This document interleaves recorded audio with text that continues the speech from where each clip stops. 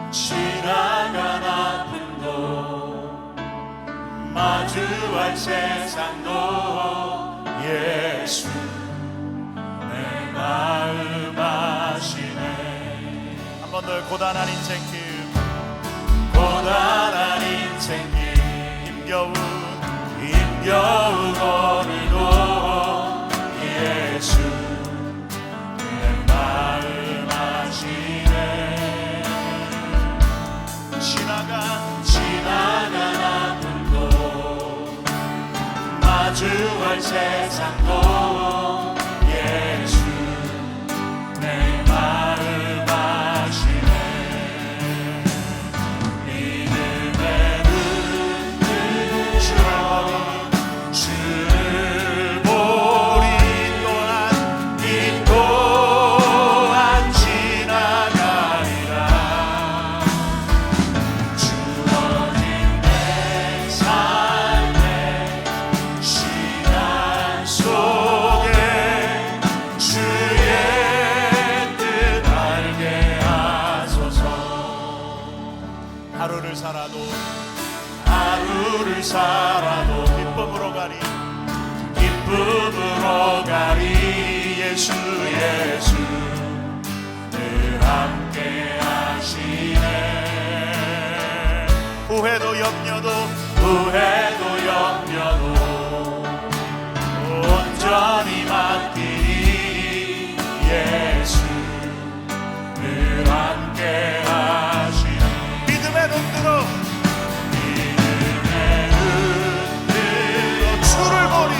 주를 보리. 이 또한 지나가리라. 주어진 내 삶의 시간 속에 주의 뜻. 우리 다 같이 한번 두 손을 높이 들어서 믿음의 눈으로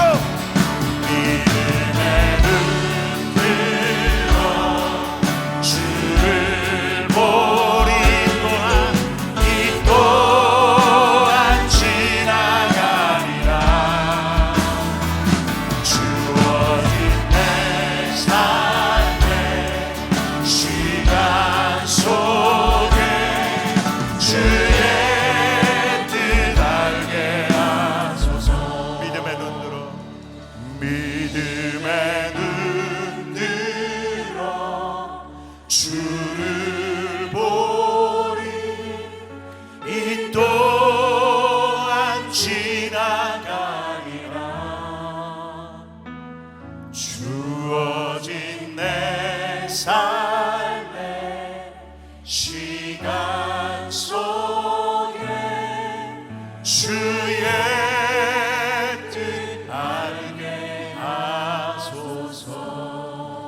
아멘, 아멘. 우리 다 같이 한번 그분께 감사와 영광의 박수를 올려드리겠습니다.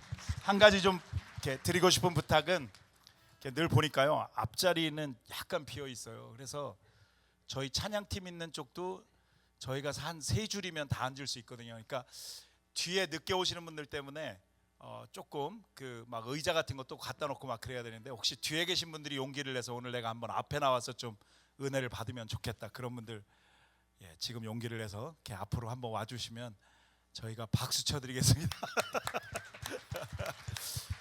여기 지금 엄청 비어 있습니다. 이쪽으로 하여튼 용기를 내서 오세요. 좀 뒤에 계신 분들 여기 앞에 오시면 훨씬 더 은혜가 있을 겁니다. 아멘. 너무 감사하고 뒤에 좀 비워주시면 너무 감사하겠습니다. 이 시간 우리 같이 우리 가운데 평강을 부으시는 저 바다보다 더 넓은 그 은혜 함께 찬양하겠습니다.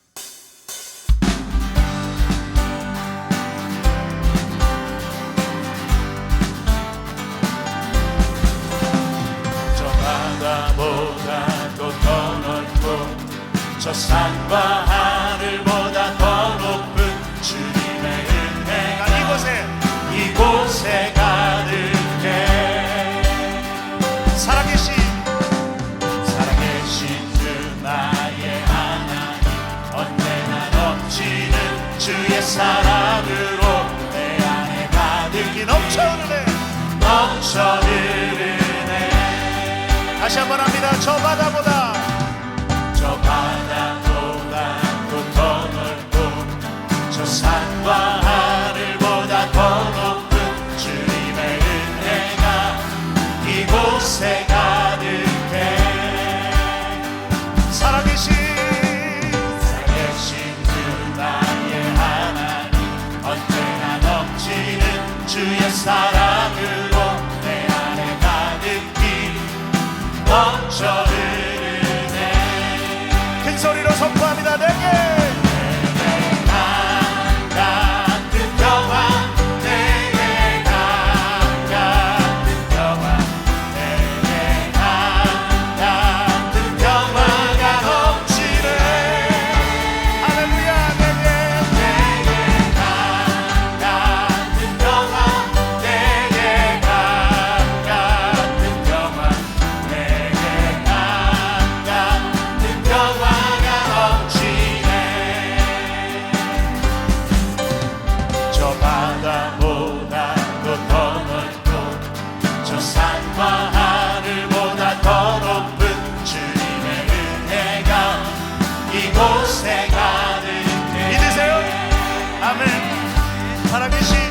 살아계신 주 나의 하나님 언제나 넘치는 주의 사랑으로 내 안에 가득히 넘쳐 흐르네.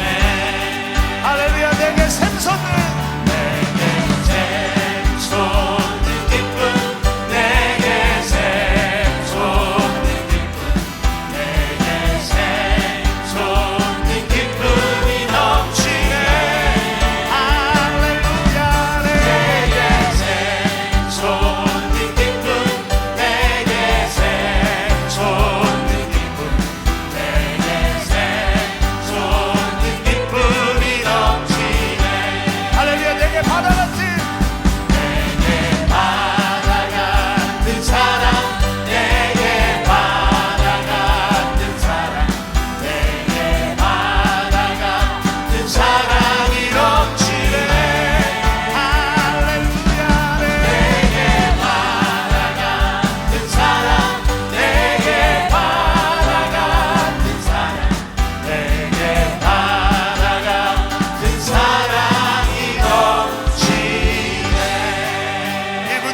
박수로 영광을 할렐루야.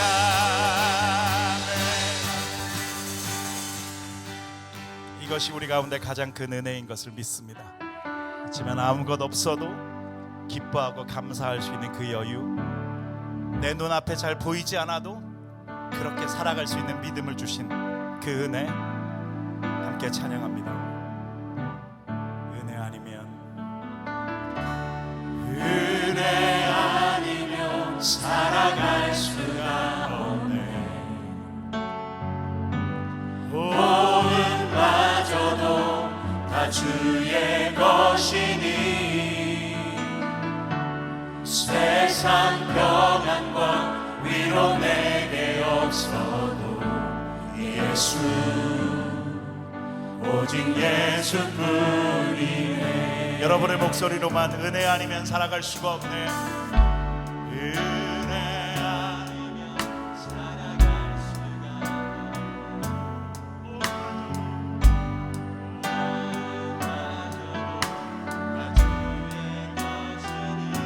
세상 평안과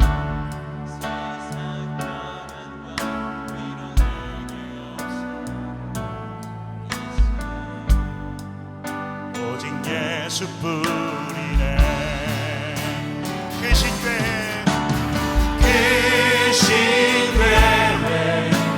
가볼 수도 없고 작은 곳 안에 지쳐도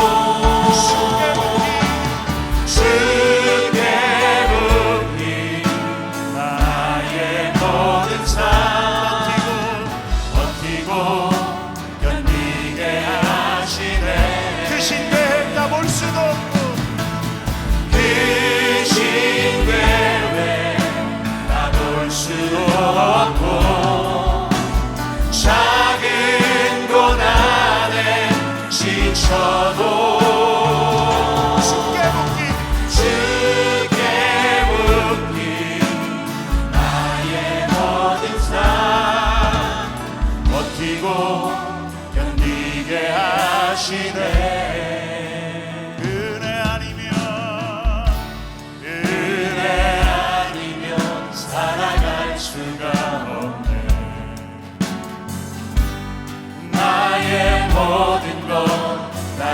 주께 맡기니 참된 평안과 위로 내게 주신 주 예수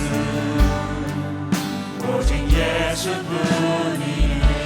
우리 처음부터 다시 고백합니다. 은혜 아니면 살아갈 수가 없네. 고음마저도 다 주의 것이니 세상 평안과 위로 내게 없어도 예수 오직 예수뿐이네. 그 신뢰 가볼 수도 없고 그 신뢰 가볼 수 없고 작은 고난에 지쳐도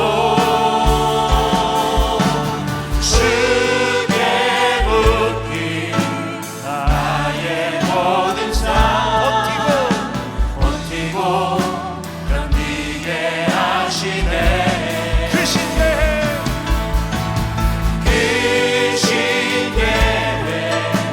가볼 수 없고 작은 고난에 지쳐도 주께 묶인 나의 모든 삶 버티고 견디게 하시네. 여기 한 번 더 하죠. 버티고 견디게 하시네. 버티고 견디게 하시네. 할렐루야. 한 번 더요. 버티고 견디게 하시네. 버티고 견디게 하시네. 버티고 견디게 하시네. 은혜 아니면 살아갈 수가 없네. 나의 모든 것 다 주께 맡기니 참된 평안과 위로 내게 주신 주 예수 오직 예수뿐이네. 다 같이 두 눈을 감겠습니다. 은혜 아니면 살아갈 수가 없네.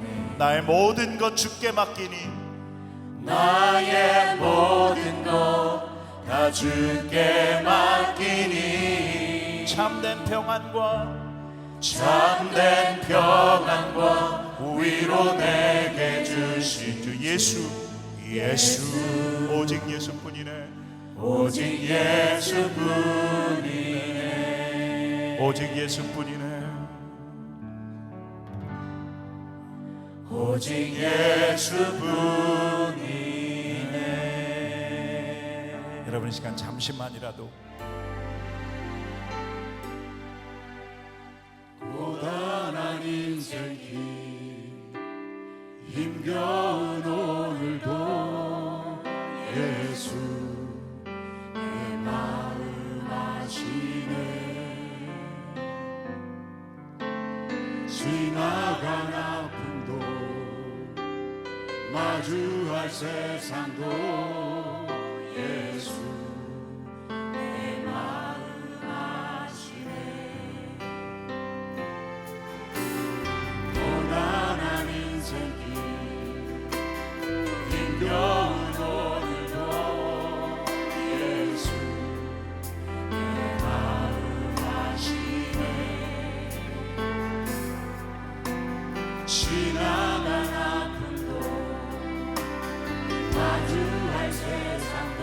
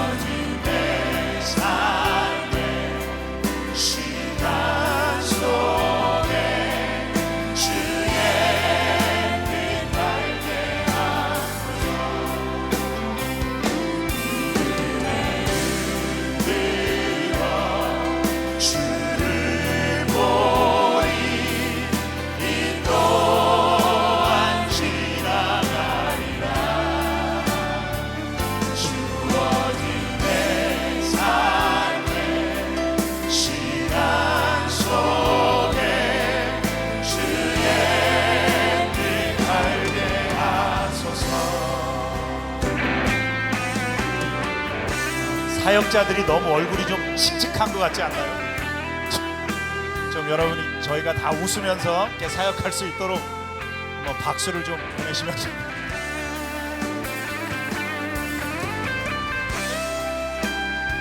지금부터 후렴 2번 할 건데요. 이거는 우리가 다 같이 함께 찬양하면 좋겠습니다. 믿음의 눈 들어 주를 보니 이 또한 지나가리라. 주어진 내 삶의 시간 속에 주의 뜻 알게 하소서. 같이 믿음의 눈 들어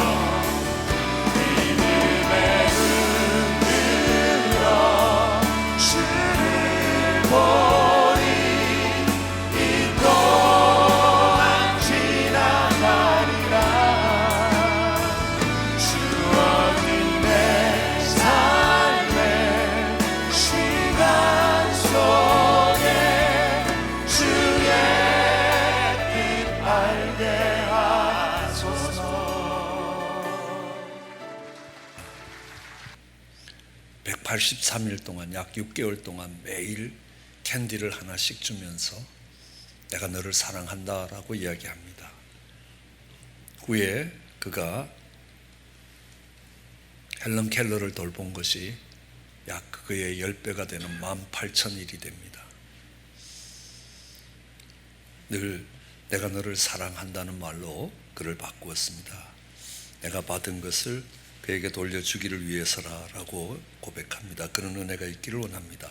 오늘 삶을 함께 나눠주실 분은 우리 제시카 리 자매님인데요. 예. 나오실 때 우리 박수로 환영해 주시면 감사하겠습니다.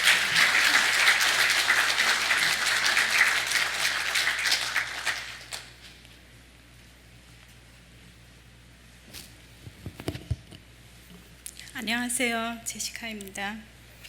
오늘 간증할 수 있도록 은혜 베푸신 하나님께 감사드립니다. 신앙생활을 하면서 제가 걸었던 굽은 길과 그 길에서 받았던 은혜들을 나누려고 이 자리에 섰습니다. 저는 2006년 미국에 와 건강제품 회사에서 일하게 되었습니다. 그때 직장 동료의 인도로 처음으로 교회에 나가게 되었습니다. 예수님을 만나게 되었습니다. 기쁘고 감사했습니다. 교회에서 하는 세교 성경 공부반에도 다 마쳤습니다. 교회에 정착하려 할 때 제 인생에서 가장 힘든 일을 겪게 되었습니다. 어느 날 갑자기 잘 뛰어놀던 아들에게 고열이 나기 시작하였습니다. 감기거니 하고 크게 걱정하지 않았습니다. 그런데 해열제를 먹였는데도 열이 조금 더 내리지 않았습니다. 급한 마음에 한밤중에 응급실을 찾았습니다. 중이염이라고 했습니다. 항생제와 다른 종류의 해열제를 처방해 주었습니다. 처방대로 약을 먹여도 열이 내리기는커녕 또 심해지는 것 같았습니다. 닷새째 되던 날 다시 병원을 찾았습니다. 의사는 가와사키병 같다며 지금 당장 큰 병원에 가라고 하였습니다. 처음 듣는 병명이라 뭔지 알 수 없었습니다. 그러나 의사의 말투와 표정에서 뭔가 불길한 생각이 들었습니다. 큰 병원에 갔습니다. 그 순간 하늘이 무너져 내리는 것만 같았습니다. 불덩이처럼 달아올라 숨쉬기조차 힘들어하는 아들을 안고 기도했습니다. 하나님 아버지, 살려만 주세요 하고 무릎 꿇고 통곡하였습니다. 하나님께서 아들을 살려주신다면 무엇이든지 다 할 것만 같았습니다. 두 번의 약물 치료를 거쳐 2주가 지나 열이 내리기 시작했습니다. 서서히 회복되면서 후유증도 없이 깨끗이 치료되었습니다. 저희 기도를 들으셔서 아들을 지켜주신 하나님 아버지께 감사했습니다. 그러나 시간이 지나면서 제 마음 한구석엔 왜 하나님이 나한테 이런 시련을 주는지 이해가 안 갔습니다. 아들이 병간호로 심신이 지칠 대로 지친 저에게 또 다른 어려움이 찾아왔습니다.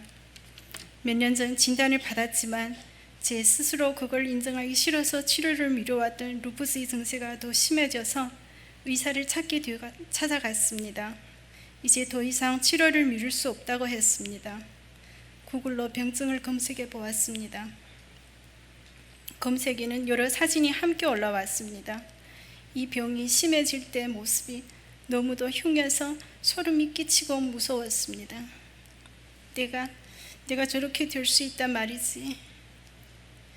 너무 끔찍해서 받아들이기 힘들었습니다. 그럴 즈음 한국에서 행복전도사라고 불리우던 유명한 강사가 저와 같은 병으로 통증을 참기 힘들어 자살하였다는 뉴스가 나왔습니다. 병에 대한 두려움이 내 마음속에 꽉 차고 점점 회의에 빠지기 시작하였습니다. 예수 믿으면 만사형통 모든 일이 잘 될 줄 알았는데 왜 나한텐 이런 아픔이 자꾸 찾아오는 건지 이해가 안 갔습니다. 하나님 믿어도 소용없다는 생각이 들었습니다. 교회에 나가는 게 뜸해졌고 점점 멀어지기 시작하였습니다. 그렇게 몇 년이 지났습니다. 시간이 지남에 따라 병증이 어느 정도 안정되었습니다. 영혼이 갈급함을 느꼈고 말씀에 대한 갈망이 다시 생기기 시작하였습니다. 베드로가 다시 주님께 돌아갈 때 긍휼을 베푸셨던 주님을 생각했습니다. 용기가 생겨났습니다. 하나님이 말씀하시는 의는 넘어지지 않는 것이 아니라 다시 일어나는 것이라고 배웠습니다. 이제 다시 일어나 하나님이 긍휼을 기다리게 되었습니다. 다시 교회로 돌아올 수 있었습니다. 그래서 출석하게 된 교회가 아름다운 교회였습니다. 질병이 공포에 사로잡혀 사탄이 포로가 되었던 저에게 하나님이 은혜를 베푸신 것입니다. 나쁜 결과를 상상하며 하나님 곁을 떠났던 나를 하나님이 버리시지 않으시고 다시 찾아오셨습니다. 아들을 위해 기도하던 모습을 기억했습니다. 그 약속을 기억하고 다시 일어나 교회로 돌아왔습니다. 신앙이 회복되기 시작하였습니다. 또 하나님께 빚진 자가 되었습니다. 지금도 하나님께서 계속 은혜를 베풀고 계십니다. 이렇게 멀쩡한 모습으로 여러분 앞에 서서 간증하고 있습니다. 교회에서 하는 새가족반을 수료했습니다. 제자훈련을 시작했습니다. 이를 통해서 믿음에 대한 새로운 인식이 생겼습니다. 말씀과 기도로 대적하여야만 사탄이 공격에서 무너지지 않는다는 것을 배웠습니다. 이제는 환난과 고통이 더 이상 신앙생활이 걸림돌이 되지 않고 예수님께로 더 가까이 나가는 디딤돌로 되기를 소원하며 기도하고 있습니다. 오늘 이 자리에 세워준 주님께 감사와 영광을 올립니다. 주님 사랑합니다.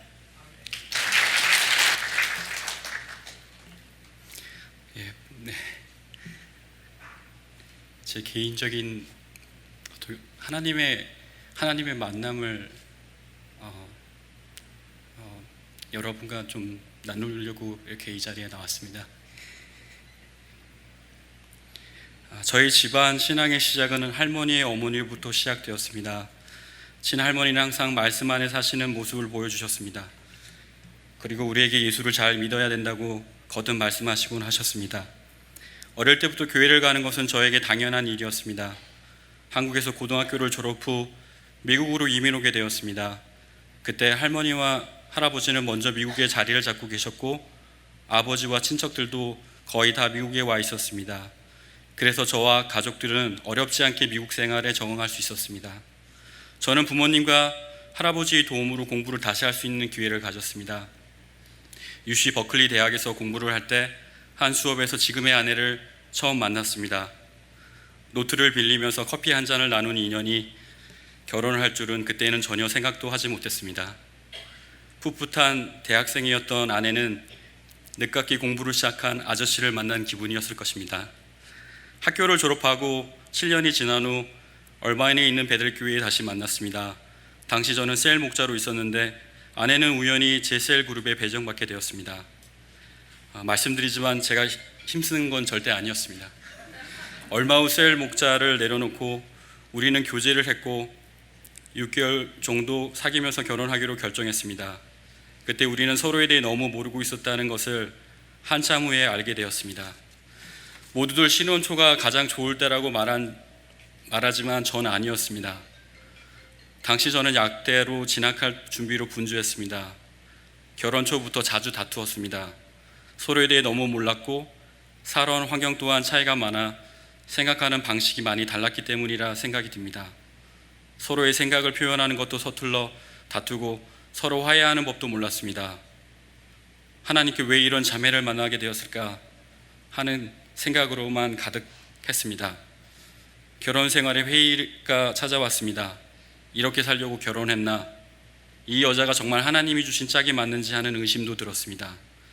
내 삶이 불행하다는 생각이 들기 시작했고 무기력해지고 얽매여 사는 기분이 들었습니다. 아내를 향한 나의 마음은 점점 차가워졌습니다.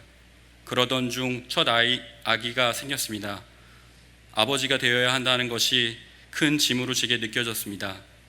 저는 도망치듯 펜실베니아로 약대 공부를 하기 위해 떠났고 아내는 아이를 데리고 한국에 있는 친정집으로 갔습니다.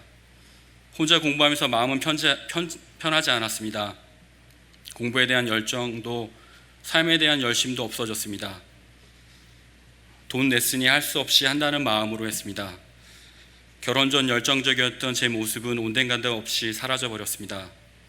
공부도 시험 때만 벼락치기로 준비하여 넘어가곤 했습니다. 매사가 그랬습니다. 스트레스를 쌓이면 영화를 보고 걱정거리가 생기면 게임을 했습니다. 주말에 하던 것이 점차 늘어나 시간만 나면 그렇게 했고 나중에는 밥을 먹으면서도 그렇게 했습니다. 지금 생각해보면 차라리 학교에서 낙제를 했어야 할 사람이었습니다. 약대 공부를 마치고 캘리포니아로 돌아와 인턴십을 하게 되었습니다. 그러나 제 습관은 그대로였습니다. 학교 동료들은 보드시험 준비다 뭐다 분주하지만 전 그냥 똑같은 생활 패턴으로 살았습니다. 인턴십을 위하여 병원에 있던 약국에 갔다 오면 영화와 다큐멘터리, 미드에 빠져 살았습니다. 부모님과 함께 살면서 아버지를 도와드리면서 생활했으며 한 집에 아내와 아이들과 함께 살게 되었지만 아내와의 문제는 여전히 해결되지 않은 채 남아 있었습니다. 1년이 지나고 인턴십이 끝이 났습니다. 보드 시험을 쳐야 했습니다. 학교 시험처럼 벼락치기로 하면 되겠지 하고 공부를 시작했는데 하나도 기억나는 것이 없었습니다. 학교 생활할 때도 벼락치기로 공부했던 습관 때문에 머리에 남아있는 것이 별로 없었습니다. 몇 달 동안 밤을 새우면서 공부했지만 벼락치기가 통하지 않는다는 걸 뒤늦게 깨달았습니다. 몇 개월 후 보드 시험을 봤지만 시험 보고 나면서 이미 떨어졌구나 하는 생각이 들었습니다. 그때서야 내가 무엇을 했나 후회가 되었습니다. 그러면서 그 책임을 아내와 가족들에게 돌렸습니다. 다시 공부를 시작하면서 내가 이렇게 살면 안 되겠구나라는 생각이 들었습니다. 그때 비로소 하나님을 찾기 시작했습니다. 나를 향한 하나님의 뜻을 찾고자 했습니다. 성경을 알아가려고 노력하기 시작했습니다. 셀 목자님이신 김두환 장로님과 우리 부부는 성경 공부를 매주 하기로 했습니다. 서로에 대한 불만도 솔직하게 셀 목자님께 털어놓기도 했습니다. 성경 공부를 하면서 개인적인 문제로 다투기도 했습니다. 그렇게 성경 공부를 같이 하면서 그리스도인의 교제를 통한 진정한 삶의 나눔과 위로가 무엇인지 조금씩 알아가게 되었습니다. 제 스스로 모태신앙이라고 생각하고 교회를 오래 다녔으면서도 갈급함으로 하나님을 찾아본 적이 없었습니다. 진정한 회심도 없었습니다. 하나님과 동행하는 삶에 대해 고민하게 되었습니다. 그러면서 우리 가족은 짧게라도 가족 예배를 드리기 시작했습니다. 하루도 빠지지 않고 10분에서 15분 정도 매일 예배를 드렸습니다. 빼먹지 않으려고 노력했고 너무 늦었을 때는 기도만 하고 자기도 했습니다. 가정 예배와 함께 놀라운 변화가 일어나기 시작했습니다. 와이프와 저는 조금씩 변해갔고 저와 와이프와의 관계도 점점 변하기 시작했습니다. 제가 아이들을 대하는 태도도 변하기 시작했습니다. 조금씩 변해가는 제 모습을 제 아내의 대화를 통해서 알 수 있었습니다. 아내 또한 하나님께 향한 마음과 함께 저에게 대하는 태도가 변해가는 걸 느꼈습니다. 하지만 저의 잘못된 습관들은 참으로 고치기 어려웠습니다. 미디어를 보는 시간은 많이 줄었지만 끊을 수 없었습니다. 부모님 비즈니스에 관한 문제들에 대한 고민은 제 머릿속에 맴돌곤 했습니다. 그저 하나님께 이 모든 것을 해결해 달라는 기도할 뿐이었습니다. 어느 주일이었습니다. 예배를 드리고 셀 모임을 마치고 집으로 돌아와 혼자 공부를 하고 있었는데 갑자기 기도하고 싶은 마음이 들어 눈을 감고 기도를 시작했습니다. 그런데 놀라운 경험을 하게 되었습니다. 성령의 임재를 체험한 것입니다. 마음이 뭉클해지며 온몸에 전류가 흐르는 듯한 느낌을 받았습니다. 진심 어린 회개의 기도가 나왔습니다. 하나님께서는 인생을 왜 낭비하여 사느냐 저를 책망하셨습니다. 하나님께 용서를 구하며 참회의 눈물이 흘러내렸습니다. 저는 돌아온 탕자였습니다.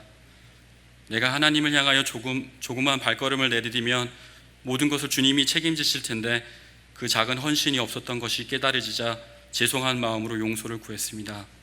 앞으로 새롭게 살겠으니 하나님께 인도해 주시기를 기도했습니다. 최선을 다하는 삶으로 하나님께 영광을 돌리고 싶다고 간구했습니다. 마음에 기쁨이 넘치기 시작했습니다. 그 어떤 기쁨과 비교할 수 없는 기쁨이었습니다. 다시 눈물을 흘렸습니다. 이제는 회개와 아픔의 눈물이 아니라 기쁨의 눈물이었습니다. 다음 날부터 변화하기 시작했습니다. 무엇이 중요한지 또 하나님 뜻이 무엇인지 조금씩 깨닫게 해주셨습니다. 예수님이 도와주심을 믿고 작은 것부터 바꿔가기로 결심했습니다. 하루를 살아가는 삶 속에서 주님을 의식하며 살겠노라 결심하고 실천해 나가기 시작했습니다. 오늘부터 1년 동안 혼자 방에서 영화나 TV 프로를 보지 않겠다고 약속했습니다. 정말 신기한 일이 생겼습니다. 그냥 끊어졌습니다. 전에는 나도 모르게 저절로 손이 갔는데 그럴 필요가 없었습니다. 다시금 건강한 삶, 제대로 집중하는 삶을 살기 위해 틈날 때마다 운동하게 되었습니다. 모든 재정적인 문제와 여러 걱정거리들을 하나님 앞에 내려놓고 염려와 걱정 대신 제가 해야 할 일에 정신 집중하기 시작했습니다. 놀랍게도 제 머릿속에 복잡한 생각들이 지우개로 지우듯 자연스럽게 사라지고 제가 할 일에만 몰두하게 되었습니다. 세상을 바라보는 관점도 바꿔주셨습니다. 사람을 바라보지 말자, 하나님을 바라보자. 하나님과 동행하는 삶을 살며 성령 안의 기쁨을 누리며 사는 것이 가장 복된 삶이라는 것을 알게 되었습니다. 주님께서 새로운 삶의 가치관으로 바꿔주셨습니다. 가족의 소중함을 알게 하셨습니다. 가족 모두와 함께하는 시간이 얼마나 값진 것인지 깨닫게 해주셨습니다. 아내를 진정으로 사랑하며 그리고 존경하는 마음으로 대하게 바꾸어 주셨습니다. 모든 것이 하나님의 은혜입니다. 주님의 영광입니다. 임재유 충만한 은혜 속에 3주가 흘렀습니다. 그런데 점점 그 은혜의 기쁨은 줄어드는 듯 했습니다. 삶의 두려움이 엄습할 때도 있었습니다.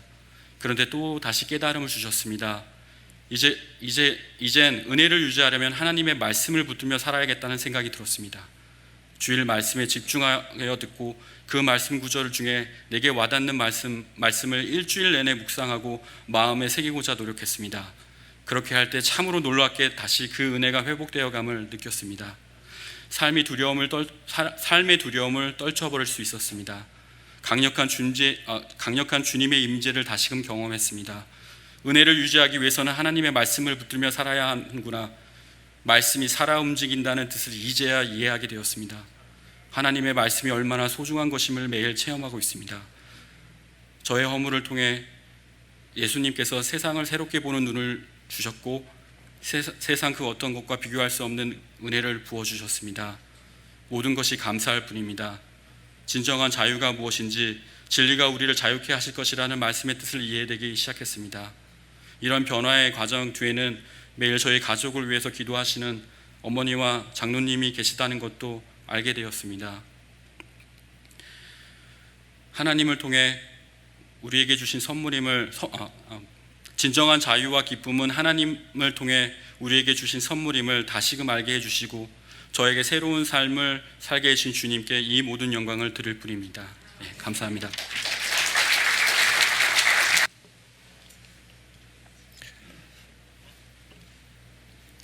우리는 참 연약합니다. 하루를 사는 것도 힘겨워합니다. 실수합니다. 넘어집니다. 그리고 또 실수합니다. 주의 뜻을 이루며 살아가기에 부족합니다. 우리는 죄인입니다. 실수하고 실패할 때가 많습니다. 그래도 감사한 것은 그럼에도 불구하고 우리 주님께 긍휼하심이 있다는 것입니다. 사유하심이 있고요.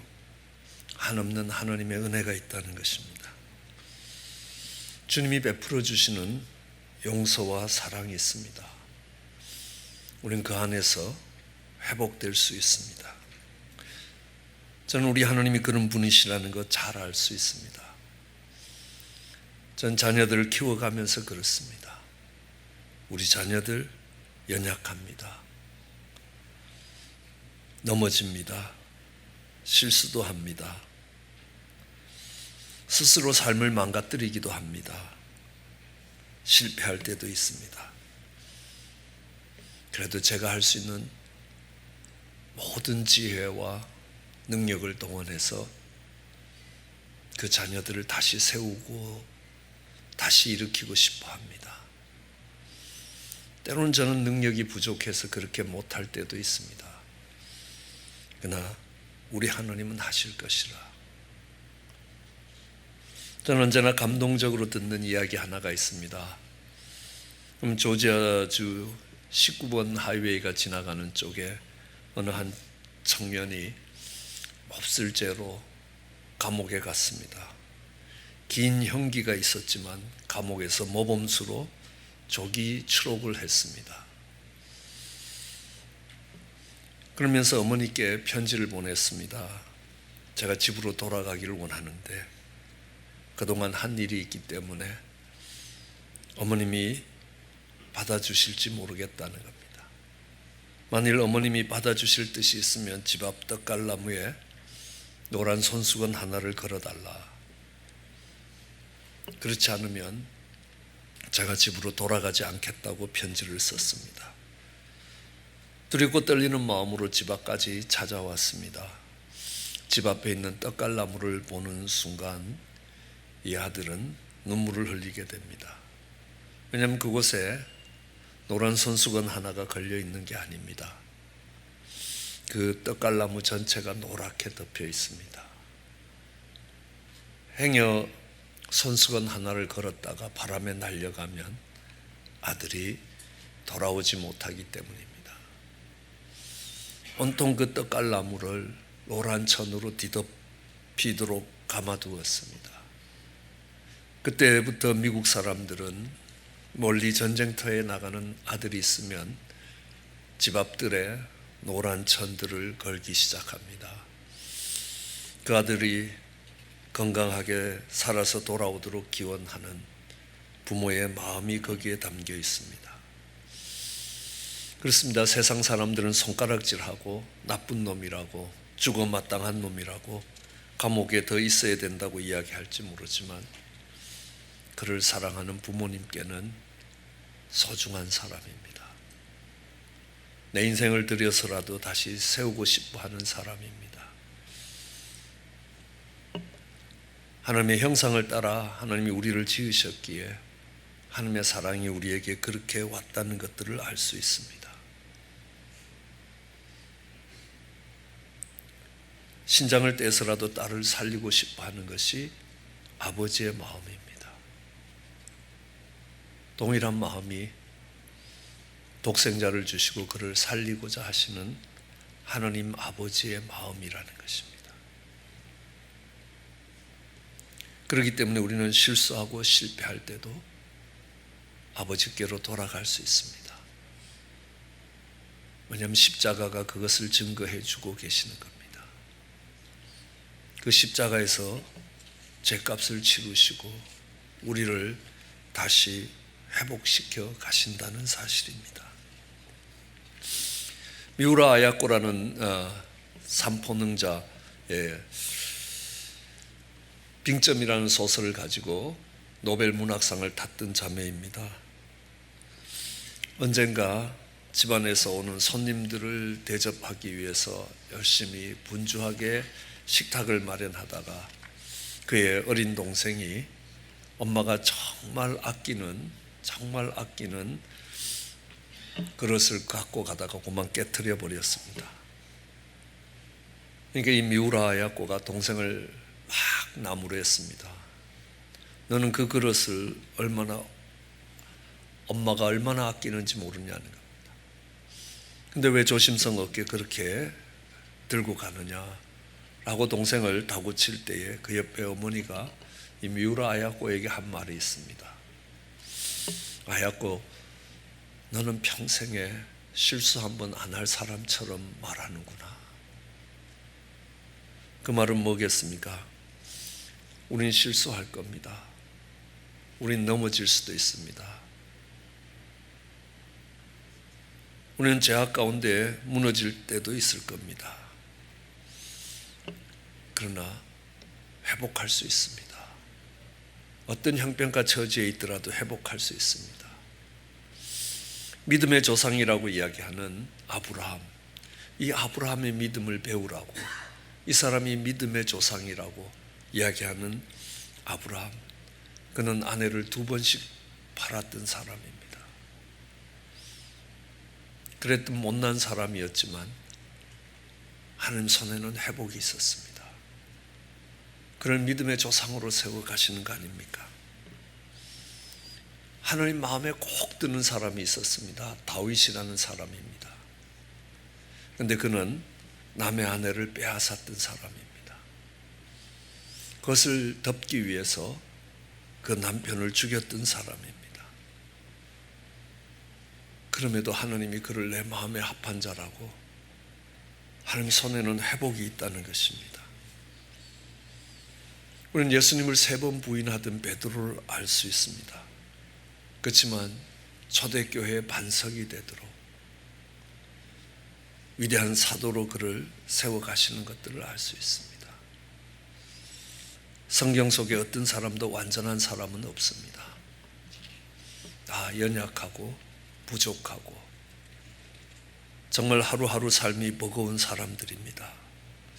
아픔도 있습니다. 뒤돌아보면 죄악이 남겨놓은 흔적 때문에 아파해야 합니다.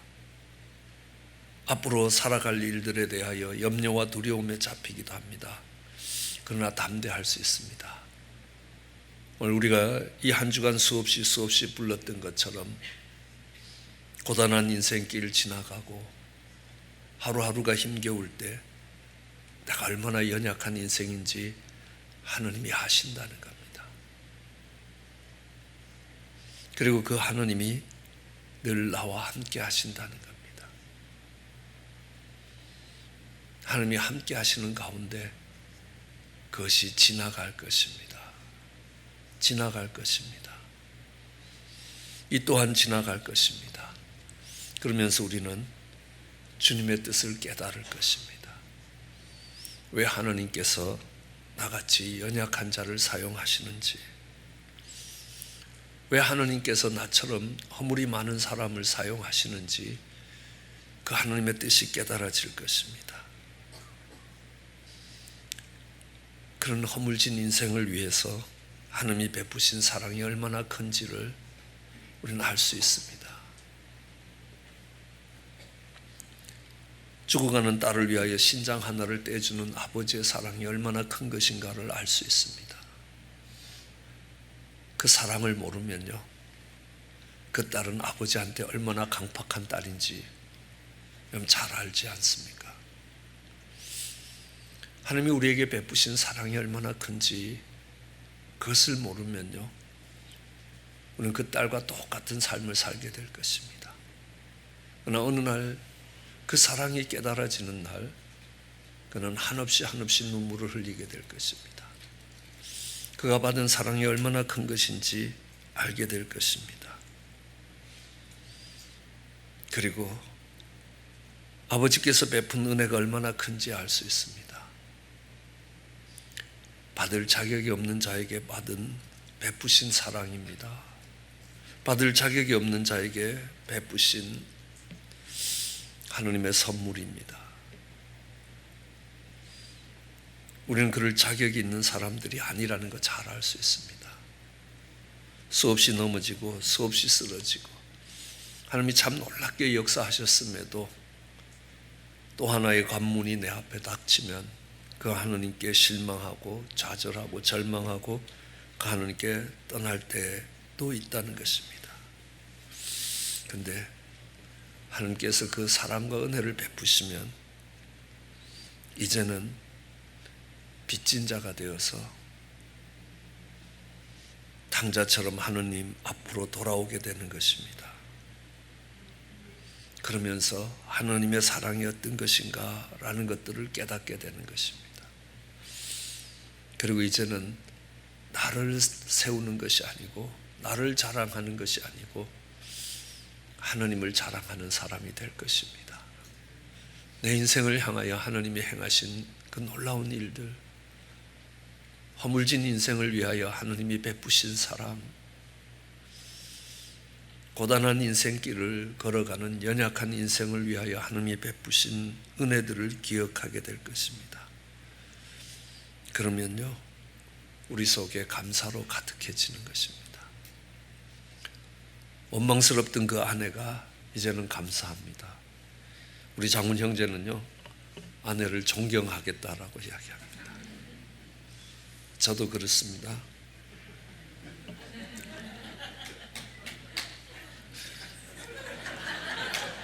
왜냐하면요, 늘 기도하고 저는 하나님 앞에 강팍했던 사람입니다. 하나님을 대적했던 사람입니다. 그 아내를 통하여 하나님이 오래 참으시고 정말 하나님의 사랑이 어떤 것인가를 가르치셨습니다. 이제 결정할 수 있습니다. 우리는 언제나 아버지께로 돌아갈 수 있다는 겁니다. 연약하고 허물지더라도 돌아갈 수 있다는 겁니다. 그 하나님 집에서 기쁨과 감사로 그 집에 머물 수 있게 될 것입니다. 하나님 탁월한 사람을 쓰시지 않았습니다. 말씀드렸듯이 허물지고 부족한 사람들을 썼습니다. 왜냐고요? 하나님의 하느님 되심이 드러나고 하나님의 사랑이 드러나기 때문에 그렇습니다. 두 팔이 없는 레나 마리아 자매를 알 수 있습니다. 두 다리조차 없는 닉 부이지치를 압니다. 그리고 탄자니아에서 선교하는 그 선교사님, 파킨슨 병이 찾아온 선교사님도 압니다. 그들이 부족하고 연약할지라도 그들이 하나님을 찬양하는 모습들을 봅니다. 우리 내성마비였던 송명희 자매가 하나님을 노래하는 것들을 봅니다. 공평하신 하나님이라고요. 그럴 때 우리 하나님의 이름이 얼마나 멋있게 드러나는지 아십니까? 그걸 우리는 하나님의 영광이라고 이야기합니다. 때로는 실수합니다. 때로는 넘어집니다. 때로는 가정을 지키지 못하고 이혼하기도 합니다. 그럼 간증에서도 들었듯이 이혼해서 방황할 때에 그 경험이 있었던 셀 목자를 통해서 그 삶을 회복할 수 있었다는 것입니다. 이혼의 아픔이 있습니다. 상처입니다. 어쩌면 드러내기 힘든 부끄러움이기도 합니다. 그러나 하나님이 그 연약함을 쓰셔서 수많은 아픔이 있는 사람들의 눈물을 닦이기도 합니다. 저희 아내는 말 못하는 아들을 위해서 참 많이 기도했습니다. 전 아들을 보면서 그렇게 이야기합니다. 넌 참 엄마를 잘 만났다. 전 아내가 아들을 위해서 기도할 때에는 밤에 자다 보면요, 저는 늘어지게 자는데 아내는 부르짖어 기도합니다. 저는 야생 짐승이 우리 집에 들어온 것 같은 착각이 드는 겁니다. 아내는 이렇게 이야기합니다. 새벽 제단에 와서 기도하시는 분의 기도 소리를 들었을 때 자녀를 위해서 흘리는 눈물과 기도 소리는 금방 자기 귀에 들린다는 것입니다. 그 아픔의 시간들이 지나갔기 때문에 이제 그 상처가 사명이 된 것입니다. 저는 언젠가 저희 교회를 섬겼던 전도사님께 이렇게 이야기했습니다. 그 전도사님 남편이 결혼 전부터 바람 피워서 헤어지는 날까지 단 하루도 가정에 충실한 날이 없었습니다.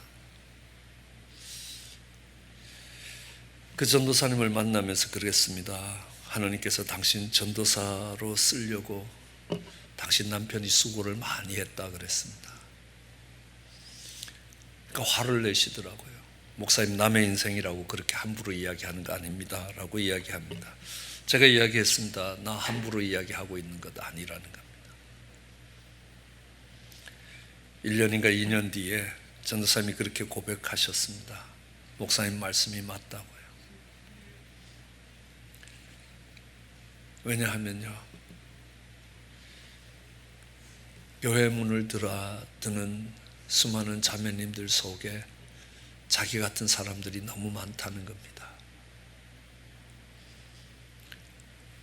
아무 말을 안 해도 들어오는 분 표정을 봐도요, 목사님, 저 자매님 남편이 속 많이 썩입니다 그래요. 어떻게 아냐고. 그냥 보면 안 돼요. 전 앞만 봐도 모르겠는 겁니다. 하나님께서 그가 흘렸던 눈물과 그가 흘렸던 아픔들을 하나님의 사명으로 바꿔주셨던 겁니다. 우리는 그것을 기름 부었다라고 이야기합니다. 하나님이 쓰시는 도구가 되었다라는 의미입니다. 그의 넘어짐도, 그의 아픔도, 그의 상처도, 그것이 하나님 손에 들릴 때에 그것이 하나님께서 정말 사용하시는 귀한 도구가 되는 것입니다. 제가 아무리 가서 그 자매님들을 위로해도 위로를 받지 못하는데 그 전도사님이 위로를 하면 위로가 되는 것입니다. 성경은 이야기합니다. 베드로에게 주님이 말씀합니다. 베드로가 3번 부인하게 될 때에 사단이 밀가불 듯이 너를 청구했다는 겁니다. 그래서 베드로가 넘어졌습니다. 그런데 주님이 넘어진 베드로를 돌이켜 주셨습니다. 다시 회복시켜 주셨습니다. 다시 일어서게 하셨습니다. 그리고 말씀하십니다. 너는 돌이킨 후에 내 형제를 굳게 하라. 하나님이 안 넘어지게 잡아주셨으면 더 멋있을 거 아닙니까? 그런데 넘어졌기 때문에 넘어지는 자들을 긍휼히 볼 수 있습니다. 손가락질 하지 않습니다. 인생이 연약하기 때문에, 인생이 실수하기 때문에 넘어질 수 있는 것이라는 겁니다. 자신도 그 자리에서 넘어졌다는 겁니다. 이제 그들을 긍휼히 여길 수 있습니다. 그들을 사랑할 수 있습니다. 세상 다른 사람들은 손가락질 할지 몰라도 그를 끌어안고 사랑할 수 있는 사람이 됩니다. 주님 같은 자리에 설 수 있는 사람이 되는 것입니다. 우리 실수와 실패도, 우리의 부끄러운 죄악까지도 우리 하나님이 하나님의 복음의 귀한 도구로 삼으시는 것입니다. 이젠 그것이 내 인생을 무너뜨리는 걸림돌이 아닙니다. 저는 늘 좋아하는 우리 하나님의 호칭 중에 하나가 과거를 묻지 않으시는 하나님이라는 겁니다. 베드로가 주님을 3번 부인할 때 왜 나를 부인했냐고 묻지 않으셨습니다. 왜냐고요?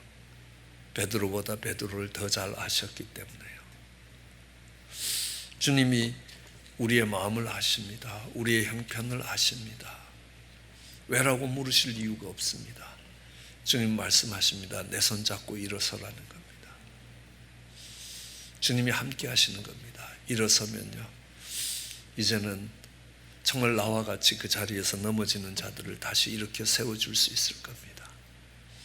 그때는 내가 넘어졌던 그 아픔들이, 그 실수와 실패들이, 그 죄악들이 이제 부끄러운 것이 아니라 하나님의 도구가 될 수 있을 것입니다. 그렇게 쓰임받으면요, 우리의 걸림돌이 디딤돌이 될 것입니다.